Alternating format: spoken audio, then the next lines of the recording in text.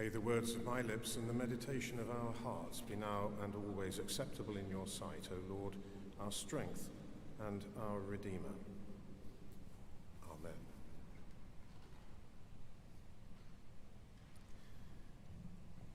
The Lambeth Conference comes around every 10 years or so, intended to be a comprehensive gathering of the bishops of the Anglican Communion.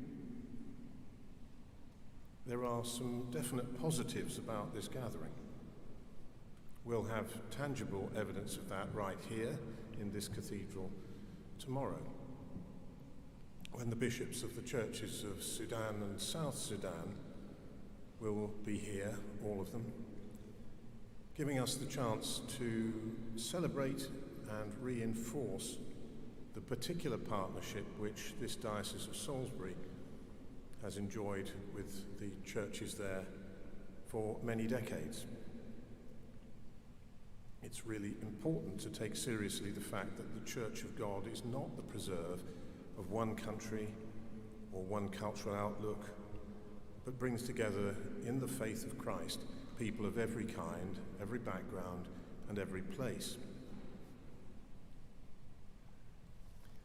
As regards Anglicanism, that balancing perspective may be particularly important for those of us here in the Church of England. The clue about Anglicanism lies in the name. It comes from England, or more particularly from the Church of England.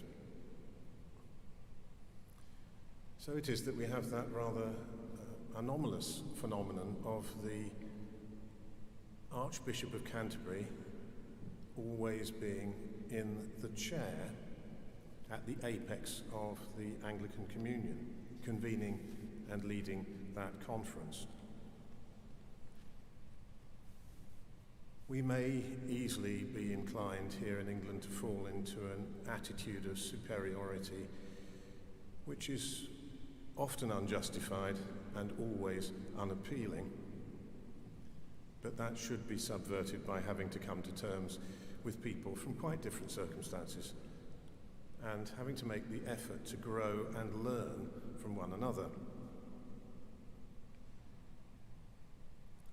Having said that, it is a rather risky thing for the Anglican Communion to act as though it can speak as the single universal church. It isn't. Unlike, say, the Roman Catholic Church, whose claim is to be the church, and which has developed an authority structure and a body of theology to underpin that claim, the Anglican Communion is a collection of regional and national churches, sharing a common root in the Elizabethan settlement of the Church of England, sharing traditions of worship and patterns of belief. It is, if you like, a fraternity or a sorority, a family. And what's more, it's a family among families.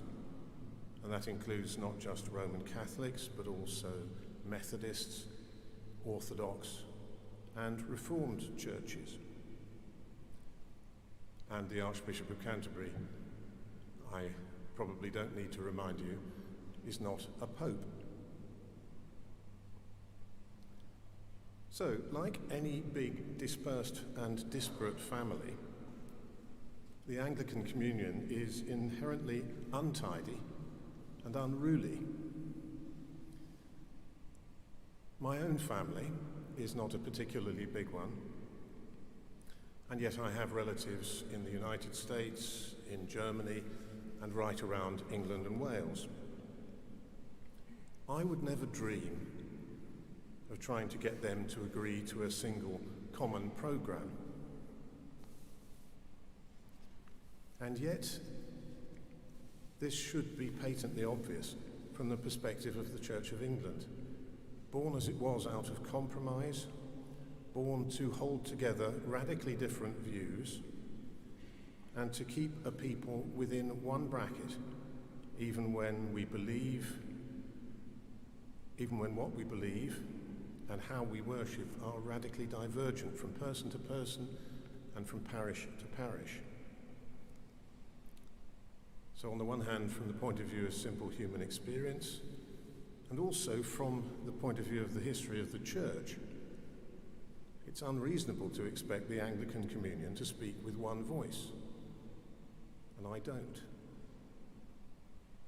So it doesn't surprise me when bishops at the Lambeth Conference disagree,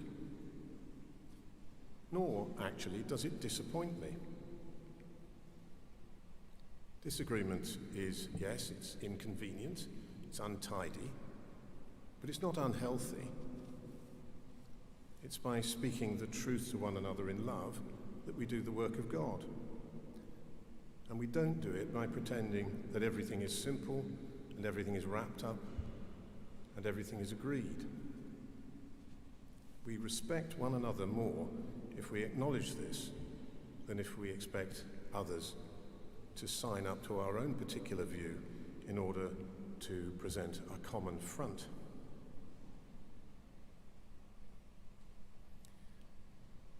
Now, it's almost to be assumed that the Lambeth Conference, indeed the Church of England generally, and the Anglican Communion generally, will come across pretty appallingly in the media, who, quite unsurprisingly, have little time for church news and whose attention is most easily caught by apparent division and strident voices. For my money, the Lambeth Conference would be better for everyone if the bishops met in secret and arrived at no common statements. That's too much to hope for, of course. But in the meantime, I will have to content myself with hoping that the Church of God will get better at communicating one simple fact: that it's not so much by speaking with one voice that we communicate the things of God, but by living together in love, even when we cannot agree.